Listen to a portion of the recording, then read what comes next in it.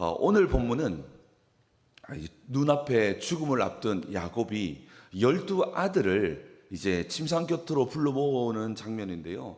그러면서 각 자녀들에게 너희의 후일에 당할 일을 미리 알려줍니다. 이 야곱은 마지막에 강한 모습을 보여주는데요. 굉장히 영적으로 깨어있는 모습을 보여줍니다. 그래서 영적으로 깨어있는 이 영적인 은혜를 가지고 사랑하는 자녀들에게 예언을 해주는 장면입니다. 그런데 우리가 이 복잡한 예언을 우리가 연구하기 전에, 배우기 전에 이 예언을 먼저 생각해 보아야 할 것이 있습니다. 왜 야곱은 자녀들에게 미래에 일어날 일들, 오늘 메시지는 미래에 일어날 일들을 여러 가지 모양을 통해서 예언하는 거거든요. 그러니까 앞으로 각 12명의 아이들이 앞으로 받게 될 미래를 미리 알려주는 예언이거든요. 그런데 왜 굳이 미래에 일어날 일들을 굳이 말해 주었을까요? 이 관점을 먼저 이해하고 12아들의 예언들을 살펴봐야 됩니다. 왜 굳이 이야기를 했을까요? 예언의 내용을 보면 아시겠지만 영광스러운 축복도 있지만 가슴이 철렁 내려앉는 무서운 저주에 대한 내용들도 기록하고 있습니다. 아무리 허물이 많아도, 여러분도 그렇지 않습니까? 자녀들이 아무리 허물이 많아도 눈에 넣어도 아프지 않을 것이 자녀들 아닙니까? 근데 아버지가 숨을 거두기 직전에 이 저주의 그런 예언들, 단순히 이 저주를 예언했다는 것은 단순히 저주를 퍼부을 목적으로 입을 열지는 않았던 것입니다. 그렇다면 이 예언에 담겨 있는 야곱의 마음, 아버지의 마음, 그리고 더 나아가서 하나님의 진짜 의도가 무엇인지를 먼저 이해하고 본문 속으로 들어가야 됩니다. 야곱이 축복과 저주를 선포한 이 예언, 이것은 단순히 미래의 운명이 정해져 있다, 점치듯 미래의 운명을 확정하기 위함이 아니었음을 먼저 기억해야 됩니다.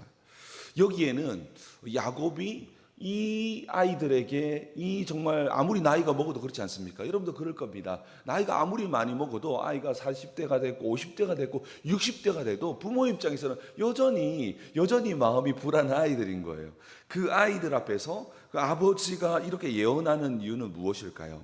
그것은 첫 번째로는 아이들에게 알려주기를 원했습니다.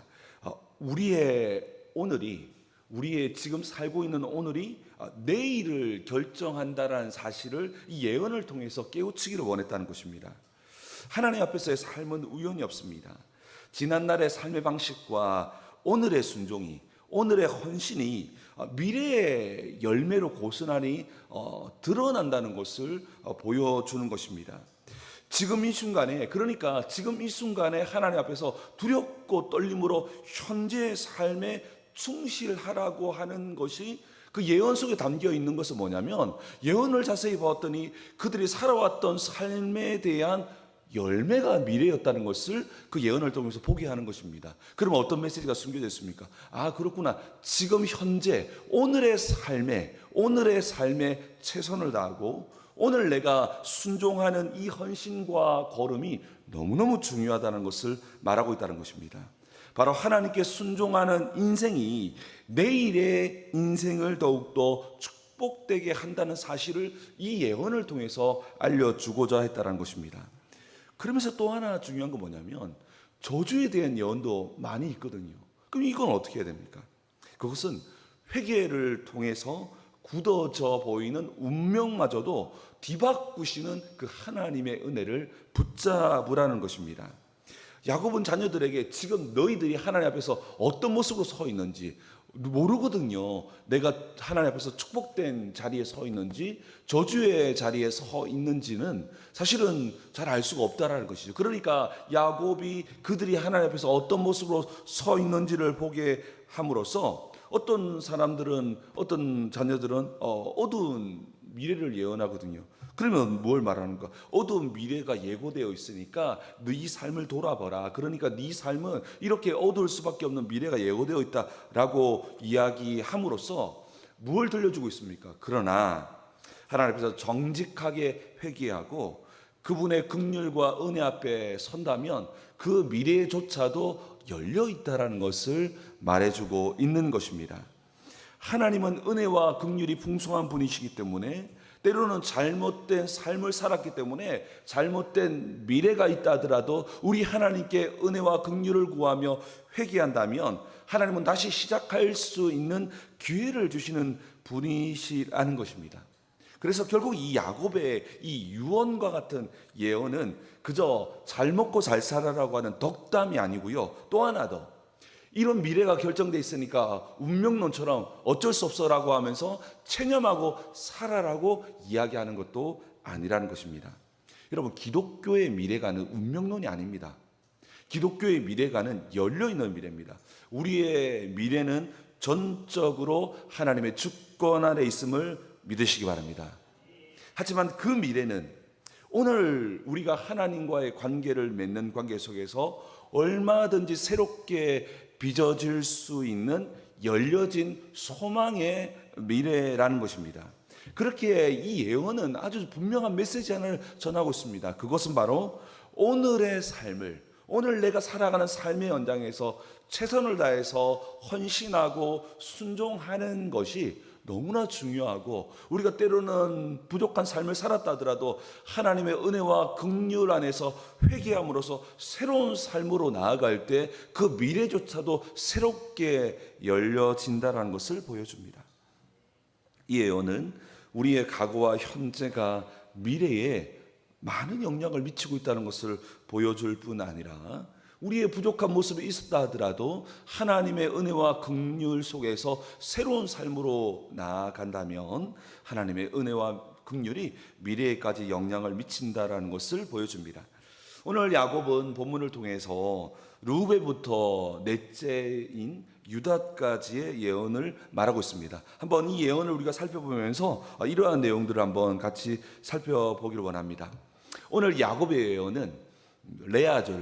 레아가 낳은 4명의 아들에 대한 영적인 평가가 담겨 있는 예언입니다. 그 평가 속에서 아주 중요한 하나의 흐름이 보여지는데요. 그것은 어떤 흐름이냐면 하나님은 행한 대로 보응하시는 하나님이시구나. 하나님 앞에 어떤 삶을 살았느냐는 지금 당장은 보이지 않았는데 결국 그 예언을 살펴보았더니 그들의 삶이 그들의 미래에 영향을 미치고 있었다라는 것을 보여주고 있다는 것입니다. 이들의 과거와 오늘의 삶이 미래를 결정한다라고 하는 것들을 예언을 통해서 보게 하셨다는 것이죠. 먼저 순간의 정욕으로 영적인 특권을 잃어버린 장자 르우벤에 대한 이야기입니다. 우리 3절과 4절 말씀을 함께 다시 한번 본문을 읽겠습니다. 3절입니다. 시작. 르우벤아, 너는 장자여, 내 능력은 내 기력의 시작이라. 위풍이 월등하고 권능이 탁월하다마는 물의 끓음과 같았은즉 너는 탁월하지 못하리니 내 아버지의 침상에 올라 더럽혔음이로다. 내가 내 침상에 올라섰도다. 아멘. 르우벤은 이 야곱의 가정에서 영적인 축복을 물려받을 탁월했다 말합니다. 아주 훌륭했던 장자였다라고 말했는데요. 근데 그에겐 치명적인 약점이 하나 있었습니다. 그게 뭐냐면 순간적인 감정을 통제하지 못하는 물의 끓음 같은 정욕이었다는 것이죠. 그러한 것들이 있었음에도 불구하고 죄를 다스리지 않았습니다. 우리 모든 사람들마다 연약함이 있지만 우리에게는 하나님의 은혜와 성령의 역사가 있기 때문에 우리의 연약함을 인정하고 다스려가는 신앙적인 영적인 투쟁이 있어야 되는데 있지 않았음으로 말미암아 열매가 나타나는데요. 그것은 아버지의 첩이었던, 아버지의 아내였던 비라와 동침하는 일을 저지릅니다. 여러분, 이 음란한 이 죄를 범할 때 이렇게 드러내놓고 하겠습니까? 몰래 했겠죠. 아주 몰래, 은밀하게. 그런데 여러분들, 이러한 것들이 드러난 이유는 하나님께서 생각지도 못했던 이런저런 일을 통해서 드러내시는 겁니다. 여러분, 그렇습니다. 우리가 아주 은밀하게 아무도 모를 거에 생각하는 그런 것들, 모를 수도 있습니다. 그러나 하나님이 드러내버리면 언제라도 드러날 수 있다라는 것입니다. 하나님은 보고 계셨죠. 그러니까 이 아무도 모르는 음란한 죄는 가장 은밀한 죄거든요. 은밀한 죄였지만 하나님은 보고 계셨다라는 것이죠. 사실 르우벤은요, 동생 야곱을 파는 것에 반대할 만큼, 그래서 르우벤이 이 요셉을 파는 걸 반대하니까 르우벤이 없는 틈을 타서 시므온과 이 유다가 이 일을 저지르거든요. 그래서 사실 좋은 정품, 선한 성품도 있다라는 그 뉘앙스가 성경 속에 있습니다. 근데 순간적으로 끓어오르는 정욕을 통제하지 못하는, 순간적으로 욱하는 마음을 통제하지 못하는 자기 통제력이 없었습니다. 이 통제력이 없었던 그 인생들, 이것뿐이었겠습니까? 너무너무 좋은 성품과 탁월함이 있었지만 이 부분들을 통제하지 않았던 것들이 인생의 많은 부분에서 이렇게 나타났겠죠. 이것이 영광스러운 미래의 발목을 붙잡았다라고 말하고 있습니다. 결국 이 르우벤은 순간적인 정욕을 이기지 못하고 넘지 말아야 할 선을 넘어버리고, 그러니까 뭐 모든 사람들마다 뭐 욱하는 마음들은 가진 사람 있지 않습니까? 근데 이 문제는 정말로 이 부분들을 전혀 통제하지 않으니까 넘지 말아야 할 선까지 넘어버려가지고 어디까지 가버렸냐? 아버지의 아내까지 범하는 일들로 나아갔다는 것이죠. 정말로 자기에게 뭔가 정욕이 끌어오를 때는 정말로 어떤 선이 없는 선을 넘어버리는 그 정도까지 나아갔다라는 것이죠. 유도 비라의 일만 있었겠습니까? 그 인생을 살아가면서 많은 일들이 있었겠죠. 그 모든 일들이 그의 발목을 잡아갔다라고 말합니다. 그러면서 이 둘째와 셋째였던 시므온과 레위에 대한 이야기도 합니다. 오늘 5절과 7절 한번 읽어보겠습니다. 5절을 읽겠습니다. 시작. 시므온과 레위는 형제요, 그들의 칼은 폭력의 도구로다. 7절입니다. 그 노여움은 혹독하니 저주를 받을 것이요, 분기가 맹렬하니 저주를 받을 것이라. 내가 그들을 야곱 중에서 나누며 이스라엘 중에서 흩으리로다. 아멘. 이 시므온과 레위는 굉장히 폭력적이고 굉장히 우리 식대로 말하면 싸움을 잘했던 사람이었던 것 같습니다. 그러니까 이런 혈기와 이런 그 폭력성 있는 두 사람이었습니다. 그런데 이 세겜 땅에서 이 동생 디나가 강간을 당한 일을 겪었을 때 어떤 일이라고 하니까 잔혹한 사륙과 약탈을 범하는데요. 이것은 단순히 어떤 폭력성을 넘어서 이 하나님께서 판단하시고 또 아버지가 있음에도 불구하고 자기가 모든 것을 판단하고 자기의 폭력성과 자기의 힘을 가지고 선을 넘어버린 상태에서 행했던, 스스로가 심판자가 돼서 왕노릇하려고 했던 무서운 교만함이 그 폭력성 가운데 숨겨져 있었다라는 것이죠.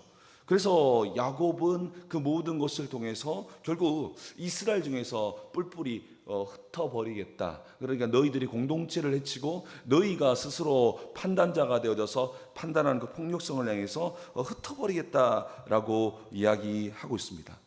뭘 말하고 있습니까? 하나님은 그 모든 삶을 디테일하게 살펴보고 관찰하고 계셨고, 그들의 모든 삶과 모든 것들이 당장 아무 일도 일어나지 않았지만 그 모든 것들이 하나님께 낱낱이 기록되고 있었음을 보여주고 있다는 것이죠. 아무 일이 일어나지 않았다고 해서 아무 일이 일어나지 않은 것이 아니라 하나님께서 지켜보고 있었음을 말하고 있습니다. 그러면서 세 번째로는 유다가 등장하는데, 유다는 한마디로 표현하면 철저한 회개와 희생으로 그의 미래를 바꾸어 버린 사람이다라고 말할 수 있습니다. 우리 8절과 10절 말씀만 보겠습니다. 8절 읽겠습니다. 시작. 유다야, 너는 내 형제의 찬송이 될지라. 내 손이 내 원목 잡을 것이요, 내 아버지 아들들이 내 앞에서 절하리로다. 10절입니다. 그가 유다를 떠나지 아니하며 통치자의 지팡이가 그 발 사이에 떠나지 아니하기를 실로가 오시기까지 이르리니 그에게 모든 백성이 복종하리로다. 아멘. 뭔지는 모르겠지만 너무 좋은 이야기들이 유다에게 계속 나옵니다. 세형의 어두운 심판과는 다르게 이 반전의 축복이 유다에게는 가득 선포되거든요. 유다의 내용은 네에게 왕이 날 것이고 너에서 그리스도가 날 거라고는 어마어마한 예언이 이 안에 숨겨져 있습니다. 여러분, 사실 유다를요 자세히 보십시오. 유다는 굉장히 흠이 많은 사람이었습니다. 과거 동생을 돈으로 팔아 넘기는 일에 주동한 사람도 유다였습니다. 그리고 이 일이 있은 후에도 이 언약의 공동체, 하나님의 언약에 머무는 공동체에 머물렀음에 불구하고 어디로 가버립니까? 이방 땅으로 가버려요. 이방 땅으로 가버려 가지고 아내와 아내를 삼고 자녀를 낳는데 정말 엄청나게 자녀가 죽어나가는, 둘이나 죽어나가는 일들을 겪음에도 불구하고 그 일을 통해서 자기를 돌아보기보다 며느리가 세서 그렇다고, 우리 시대로 말하면 며느리의 뭐가 세가지고 자녀가 죽었다 생각하고 두려워하는 거예요. 그리고 더 나아가서는 자기 아내까지 이렇게 죽음을 당해도 깨달지 못해요. 그러는 가운데 어떤 일을 겪습니까?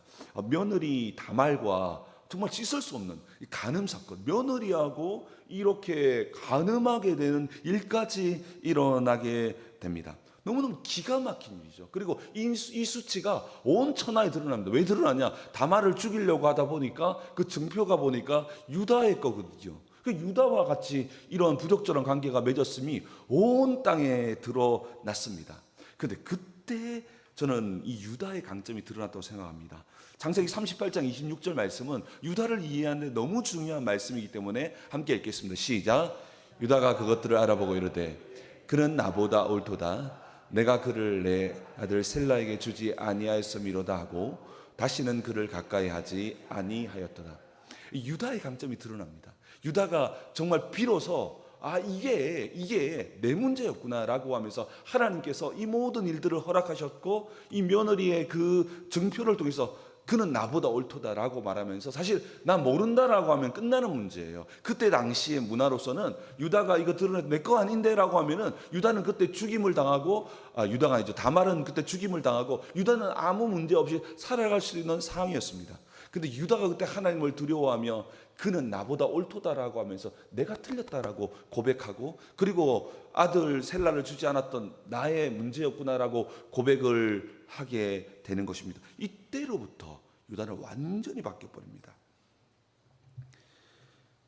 그래서 이때 이후로부터 회개하기를 돌아갑니다. 그리고 어느 시점에서 다시 공동체로 돌아오는데요.